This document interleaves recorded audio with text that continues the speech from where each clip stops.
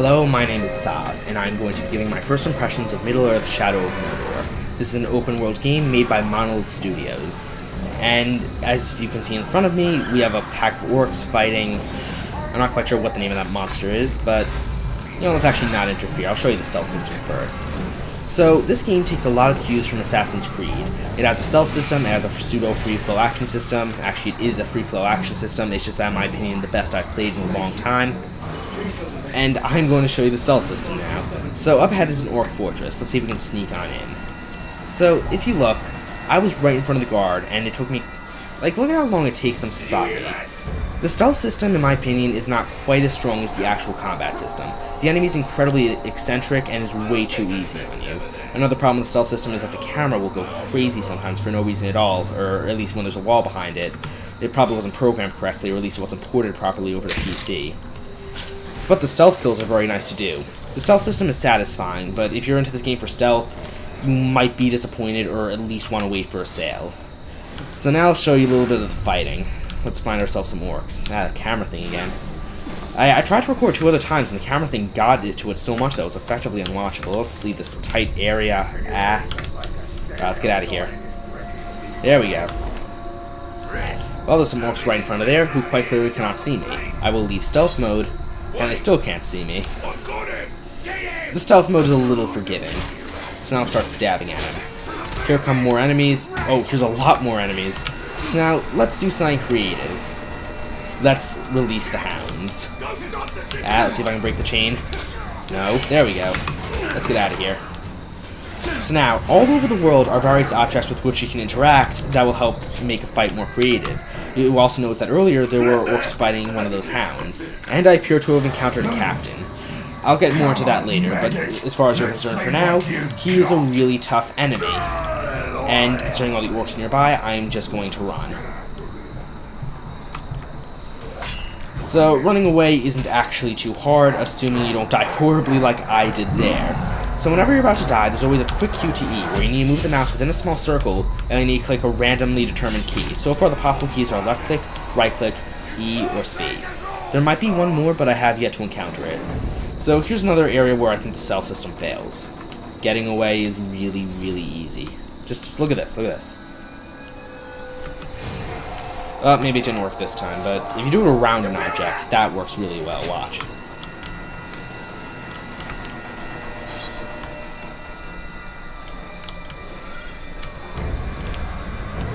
Look, they're right in front of me. Now I can just run off. They can barely see me. I'm running across an open field. They should obviously see me, but they don't. The stealth system is pretty lackluster, but you know what? If it was, say, $20 for this entire stealth game, I'd pay it. It's not boring, it's just that it lacks some polish. So, and you also saw the combat system as well, or at least a small portion of it. So, I mentioned earlier that there was an orc captain that found me. Let me explain that to you. So, the game seems to simulate most of an orc society. Let's look at Sauron's armies. In the front rank are captains. These are the lowest ranking grunts next to the actual grunts themselves. Then there are veteran captains. I'm not quite sure the name of this rank. And then there's basically the bodyguards of the second in command of Sauron.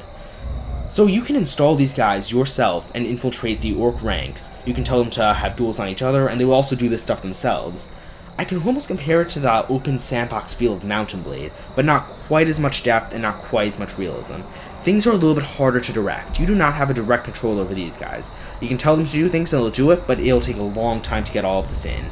And this is where a lot of the game's replayability comes in. In addition to having all the traditional open world stuff, all the challenges, all just the enemies that you can run around and stab, all the random events that will help make your time a hell of a lot better, you also have this ability to infiltrate orc society, which once again is itself simulated. Orcs will run around challenging each other in duels, they'll try to recruit and become more powerful. And if you kill the captains, they are gone, and a new guy will have to replace them. But also if the captains kill you, they will gain strength and perhaps gain a promotion as well. I'm not quite sure what higher ranks do yet though. I've noticed that there's a tendency for higher ranked characters to have more power, but I don't think that it does anything quite yet. This is only my first impression, so I could be wrong. I'm going to try to give my last impressions in the future because this is a AAA and there's quite simply way too much to cover after I think I've played this for about 3 hours now. So, let's run off. And, ooh, a random event. I am being attacked by these guys. But it isn't quite random, because they're just there standardly. So let's show you a little bit more advanced combat if the camera will actually cooperate with me. So there are currently 2 of them. The game does give you prompts, which makes the combat a little bit quick-time eventy. I personally prefer them to telegraph it opposed to telling me. And it takes away just a little bit of the immersion that I otherwise would have had. And there's lots of small problems with the game. But that's perhaps the most I can say bad for it. Small problems. The stealth system isn't hard enough, but it's still very fun to do. The combat system prompts you, but it telegraphs them pretty hard anyway, so you don't lose an incredible amount other than just a tiny tad of immersion. So let's run off from these guys and let's fire an arrow at him. I remember reading earlier, the camera, what is that? So it takes 2 headshots to kill these big guys. Most orcs seem to take 1 with the exception of captains, which may take anywhere between 6 to infinity because some of them are in fact immune entirely to arrows. God, that camera. The porting to PC seems not to have gone quite amazingly, but that problem may be on console as well. I do not own this game on console. But if you just look around the world, there's so many events. A lot of them seem themed after either enemies hunting these characters, these giant monsters, I still cannot remember their name, the monsters attacking them. Earlier, or that may have been a previous recording, I made several attempts already. Earlier, I saw some slaves being driven by orcs, so you can choose to free them, and you get bonus XP for freeing the slaves in addition to fighting the orcs. And if you want to be creative, you can stealth kill the orcs or just take them head on.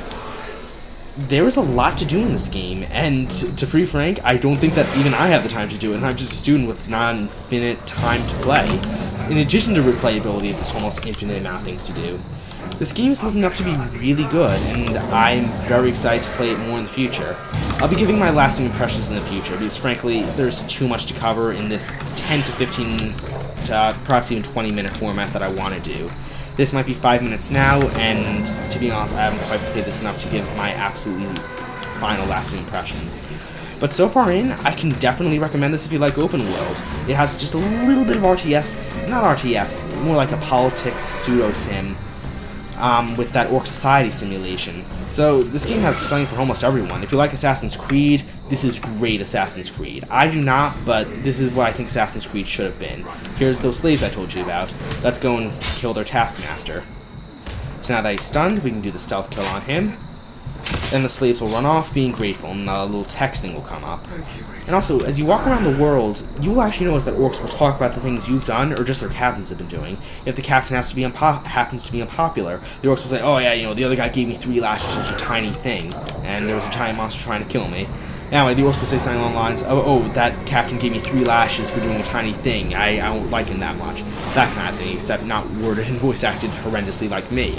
The game looks pretty nice. If you get in close, the texture quality isn't amazing, but it's still pretty nice. I'm running on relatively high graphics. At maximum graphics, I have not seen yet, but they look pretty nice. This game isn't quite revolutionary. It's not next-gen good, but it looks nice. It looks like a high-end 360 or a medium-end current-gen title, and this is currently on PC as well. As far as technical concerns are, I've been getting a solid 60 frames per second. I'm running on a GeForce 670 graphics card, so they're starting to base it off around. And the game seems to be specifically optimized for GeForce. I saw the way it's meant to be played logo as I started up the game. So yeah, if you have the money on you, pick it up, or if you can't, wait for a sale. I think it is worth it, and you will have tons of replay with this. I have been Sav, thank you for watching, and I will see you next time.